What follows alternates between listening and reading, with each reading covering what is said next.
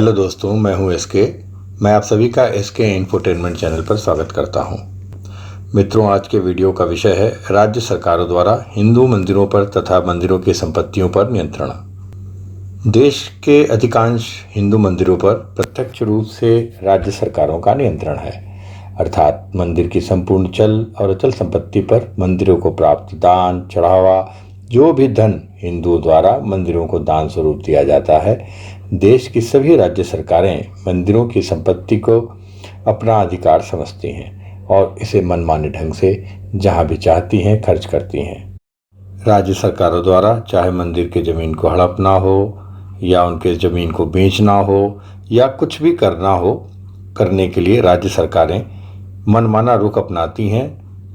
अभी हाल में ही मीडिया में यह खबर आई थी कि उड़ीसा की राज्य सरकार ने जगन्नाथपुरी के मंदिर को बेचने का फैसला किया है और पूर्व में भी वो जगन्नाथपुरी के मंदिर के कुछ भाग को बेच चुकी है, यानी कि मंदिर की जमीन को उड़ीसा की राज्य सरकार बेच चुकी है।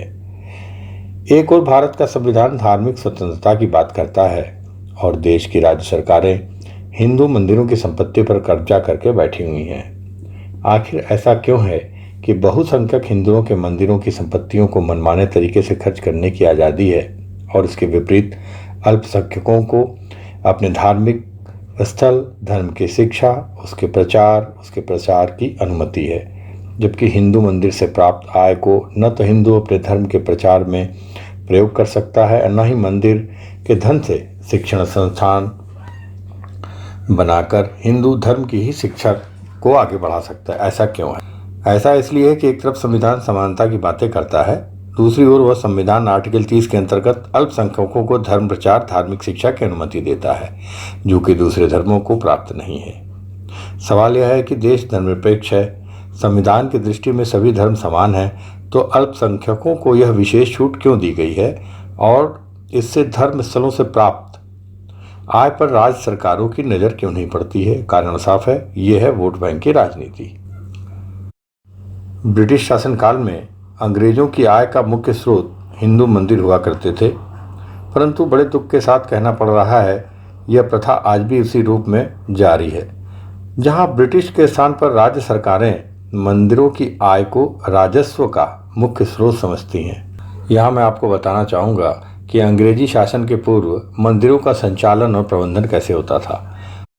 अंग्रेजों के शासन से पूर्व मंदिरों का प्रबंधन स्थानीय समुदाय के लोग करते थे और मंदिर नृत्य व कला के केंद्र के साथ साथ व्यापारिक केंद्र भी होते थे। प्रत्येक मंदिर जिन्हें हिंदू अपनी चल और अचल संपत्ति दान में देते थे, उन मंदिरों का प्रयोग स्थानीय समुदाय के विकास के लिए, जैसे कि धर्मशाला बनवाना, पाठशाला का निर्माण, गुरुकुल का निर्माण, शिक्षा के उत्कृष्ट केंद्र बनवाने में यह धन प्रयोग में किया जाता था। इसके अलावा मंदिर समाज सेवा का कार्य भी किया करते थे, जैसे कि गरीबों को अन्नदान और विभिन्न प्रकार के समाज सेवा के कार्य। इसी बात को लेकर भारतीय जनता पार्टी के लोकसभा के सांसद सत्यपाल सिंह साहब ने free Hindu temple from government control bill भी 2 बार संसद में पेश किया है, पहली बार 2017 में और दूसरी बार 22 नवंबर 2019 को।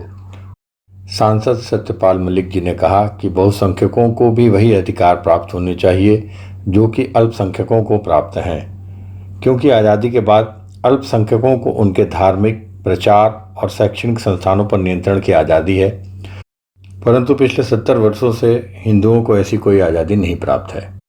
इस बात को आगे बढ़ाते हुए विश्व हिंदू परिषद ने इस मुहिम को राष्ट्रव्यापी मुहिम बनाने का संकल्प लिया है। विश्व हिंदू परिषद के केंद्रीय महामंत्री मिलिंद परांडे ने इसका संकेत देते हुए कहा कि देश में लगभग 4 लाख मंदिरों पर राज्य सरकारों ने कब्जा कर रखा है। उन्होंने राज्यों की सरकार से देश के सभी मठों व मंदिरों को सरकारी नियंत्रण से मुक्त करने की अपील की है। उन्होंने कहा कि विश्व हिंदू परिषद के स्तर से इस मसले पर शीघ्र ही राज्य सरकारों से वार्ता होगी। जरूरत पड़ी तो इस मुद्दे को लेकर सुप्रीम कोर्ट तक कानूनी लड़ाई भी लड़ी जाएगी।